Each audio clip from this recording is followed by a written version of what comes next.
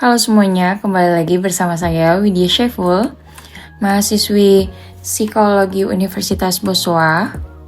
Pada kesempatan kali ini, kita akan membahas salah satu kebiasaan penting dalam model mengembangkan diri, The 7 Habits of Highly Effective People, oleh Stephen Richard Covey, yaitu habit ke-7, Sharpen the Saw, atau mengasah gergaji. Habit ini mengajarkan bahwa untuk menjadi pribadi yang efektif, kita harus secara-menerus memperbaharui dan meningkatkan diri, baik secara fisik, mental, sosial, emosional, maupun spiritual. Tanpa proses pembaruan diri, kemampuan kita akan menurun, motivasi melemah, dan performa akan stagnan.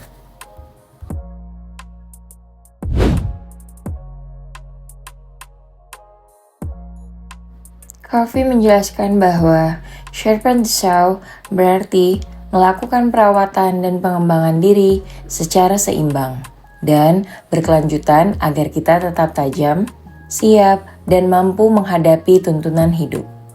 Ibarat gergaji, semakin sering dipakai, semakin tumpul. Jika tidak diasah, kita akan bekerja lebih keras tetapi hasilnya semakin buruk. Sharpen the Saw meliputi 4 dimensi utama pembaruan diri. 1. Fisik, yaitu kesehatan, kebugaran, nutrisi, dan istirahat. 2. Mental atau intelektual, yaitu belajar, membaca, berpikir kritis, dan refleksi. 3. Sosial emosional, yaitu hubungan, empati, komunikasi, dan karakter. Dan yang terakhir, spiritual, yaitu nilai, makna, moral, dan keimanan. Keempat dimensi ini saling mempengaruhi. Jika satu diabaikan, keseimbangan hidup terganggu. Habit 7 mengajarkan bahwa investasi terbaik adalah investasi pada diri sendiri. 3 manfaat Sharpen the Saw. Pertama, meningkatkan performa dan produktivitas. Siswa, pendidik, atau anggota organisasi yang rajin memperbaharui diri bekerja lebih fokus, lebih kreatif, dan lebih tenang menghadapi tekanan. 2. Menurunkan stres dan kelelahan. Latihan fisik, istirahat cukup, dan pola hidup sehat membantu menurunkan resiko stres, burnout, dan konflik. 3. Mengembangkan karakter dan ketahanan psikologis.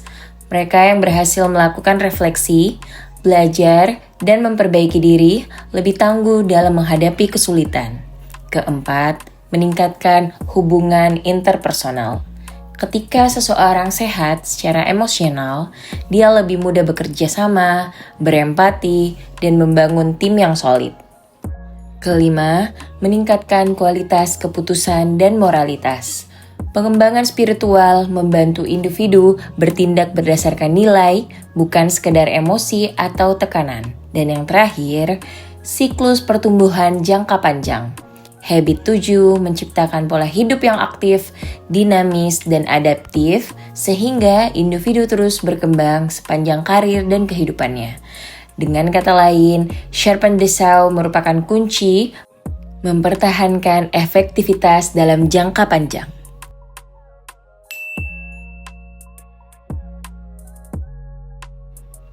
Cara menstimulasi Sharpen the Saw.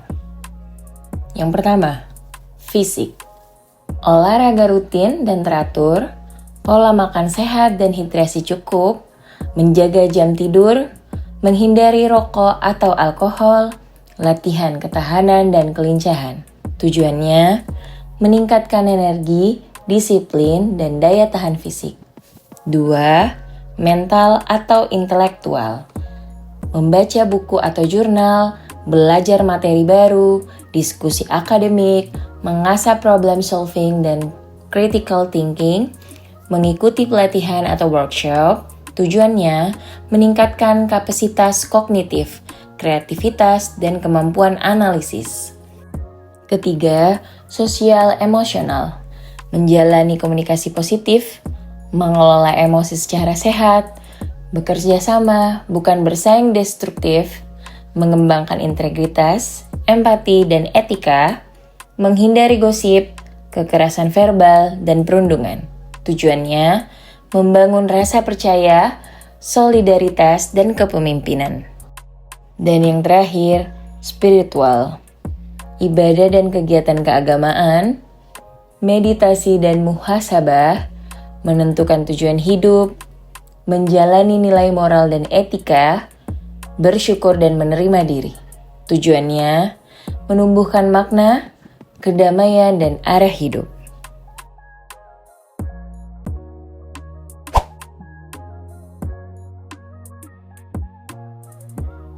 Contoh aplikasi Serpent Dessau di lingkungan Sekolah Polisi Negara.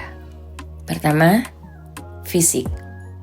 Di Sekolah Polisi Negara, siswa harus memiliki fisik prima.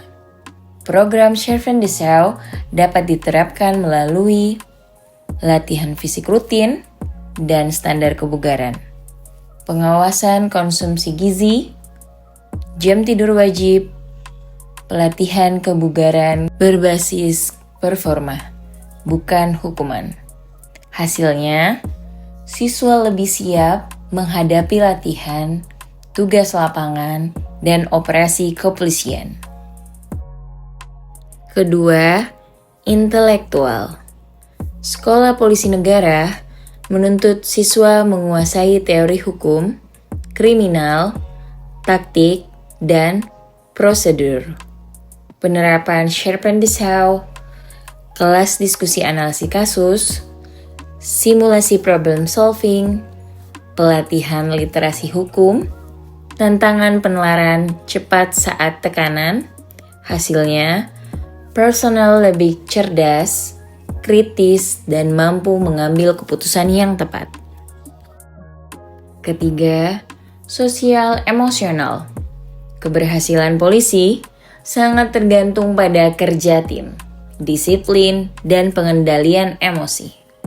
Implementasinya, pelatihan komunikasi efektif, kegiatan team building and role-playing, program anti-bullying, pengembangan etika sebagai aparat penegak hukum. Hasilnya, kekompakan, integritas, kepemimpinan, dan loyalitas meningkat. Dan yang terakhir, spiritual. Lingkungan kepolisian memerlukan karakter bermoral dan berintegritas tinggi, yaitu ibadah berjamaah, kajian akhlak dan etika profesi, renungan atau refleksi malam, narasi inspiratif terkait panggilan tugas. Hasilnya, siswa memahami bahwa profesi polisi adalah pengabdian yang bernilai luhur, bukan sekedar pekerjaan.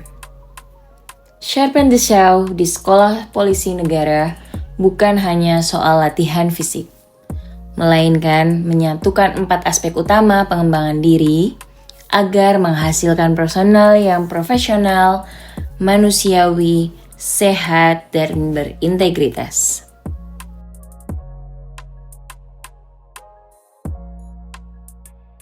Teman-teman sekalian, habit ketujuh, Serpent Dessau mengajarkan bahwa manusia yang efektif adalah manusia yang mampu menyeimbangkan pekerjaan dengan perawatan diri. Kita dituntut untuk selalu memperbaharui kapasitas secara fisik, mental, sosial, emosional, dan spiritual agar mampu memberikan performa terbaik.